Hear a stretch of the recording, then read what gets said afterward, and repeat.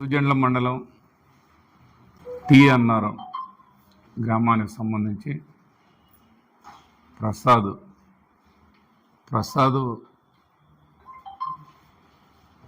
వైసీపీకి ఇంటుగా కూర్చున్నాడనే ఉద్దేశంతో కావాలని చెప్పి నైటు ఆయన్ని కత్తితో పొడిస్తే లివరు హార్టు లంగ్స్ మధ్యలో కూడా ఆ కత్తి దూరటం ఇప్పుడు కూడా చూడండి, అది ఇప్పుడు కూడా సీఎం గారుతా ఉంది. దీన్ని 324 కేసు బుక్ చేశారు. ఏంటి మర్డర్ చేయటానికి పోసి ఇంత పెద్ద స్థాయిలో తనకు దాదాపుగా ఇప్పుడు చాలా ఖర్చు అయింది.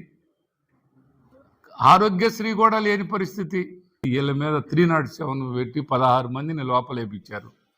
కనీసం ఇతన్ని అంత పెద్ద మర్డర్ చేయడానికి అటెంప్ట్ మర్డర్ కింద వచ్చినటువంటి దాన్ని కనీసం కేసు 324 అసలు ఏంటండి ఇది?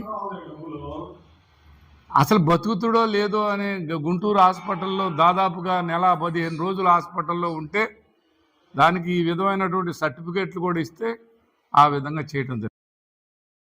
కాంగ్రెస్ పార్టీ తరఫు నుంచి 2 లక్షల రూపాయలు పార్టీ తరఫు నుంచి ఇవ్వటం జరిగింది. అదేవిధంగా నేను 1 లక్ష రూపాయలు నేను ఇవ్వటం జరిగింది పార్టీ తరఫు నుంచి. ఇంత దుర్మార్గం నాకు దాదాపుగా 69-70 సంవత్సరాల వయసు వచ్చింది. ఇంత దుర్మార్గం ఎప్పుడు చూడలేదండి. ఎక్కడన్నా ఊళ్ళో గొడవలు జరగాలంటే ఇలాంటి పరిస్థితి లేదండి. మొన్న ఎల్లటూరు అదే పరిస్థితి, మొన్న పలుకూరు అదే పరిస్థితి. మీరు బియ్యం కోటా కనుక మాకు బియ్యం ఇవ్వకపోతే మిమ్మల్ని మీ కోటా తీసేస్తాం, మా కార్యకర్తకి మీరు కోటా ఇవ్వాలి, ఇవ్వని పరిస్థితుల్లో మిమ్మల్ని కేసు పెట్టి లోపలేపిస్తాం. ఏంటయ్యా పోలీసు వారు ఏందయ్యా ఇదంటే మాకు ప్రెజర్ అంటారు. ఏంటి మీ ప్రెజరు? ఏంటయ్యా మీ ప్రెజరు? అది పోలీస్ స్టేషన్లోకి తీసుకుపోట్లా, పక్క గదిలోకి తీసుకుపోతుండ మరీ సీఏ గారు. పక్క గదుల్లో కొట్టేయటం, ఈ దుర్మార్గాలన్నీ చేయటం, ఇది ఎంతవరకు వాస్తవం అని అడుగుతూ ఉన్నాను. మీరు నిరూపించమంటే మీరు రాత్రిపూట తీసుకొచ్చి లోపల గదుల్లో వేస్తే ఎక్కడ నిరూపిస్తారు? ఎవరు సాక్ష్యం చెబుతారు? సాక్ష్యం చెప్పిన వాళ్ళని లోపలేస్తా ఉంటుంటారు. ఎట్లా జరిగిద్ది ఇది? ఏమి ఇలా ఎట్లా చేస్తారు దాడులు? ఈ దాడులు ఆపండి అయ్యా, మంచి చేయండి అయ్యా, మంచి చేయండి చెప్తారు. ఎన్ఎస్పిలో నేను 4 లక్షలకే షాప్ ఇస్తానని చెప్పావు. మరి అట్టాటి మంచి పని 4 లక్షలకు షాప్ ఇవ్వు. మేము స్కూలు ఫస్ట్ వార్డు స్కూలు కట్టిస్తే ఈ రోజుకి అది ఏమి లేదు, ఏమి లేకుండా నేను రిబ్బన్ కటింగ్ చేశాడు. ఊరు ఇదేందో? అప్పుడెప్పుడో 1.5 సంవత్సరం ఆపేసిన బిల్డింగు ఊరికి అసలు ఆపేస్తుంటే ఆ పనులు చేయకుండా గబగబా పోయి టెంట్లు వేసి టెంట్లో రిబ్బన్ కట్ చేశాడు ఈ ఆంజనేయులు గారు. ఏమండి ఆంజనేయులు గారు, 210 కోట్లు వచ్చినాయి అంటాడు. కాకపోతే నీ 210 కోట్లు ఉరికిస్తున్నావయ్యా, మంచి చేయి, ఆ హాస్పిటల్ కట్టు.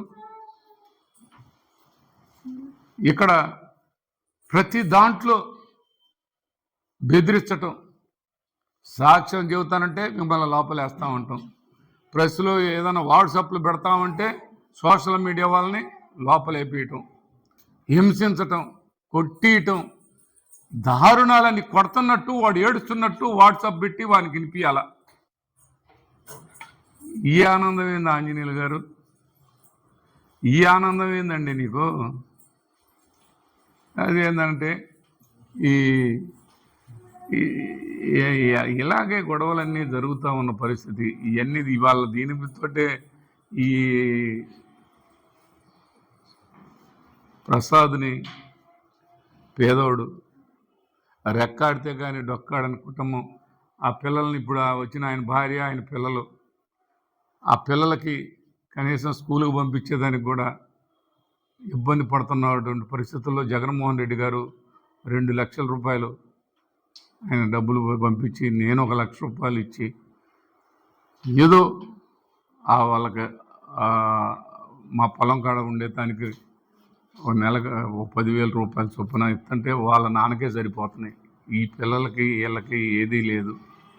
ఇలాంటి వాటికి మీరు ఏదన్నా మీ ఆరోగ్యశ్రీ ఎక్కడుందో కనిపించట్లా, మీ ఆరోగ్యశ్రీ ఏమైందో కనిపించట్లా.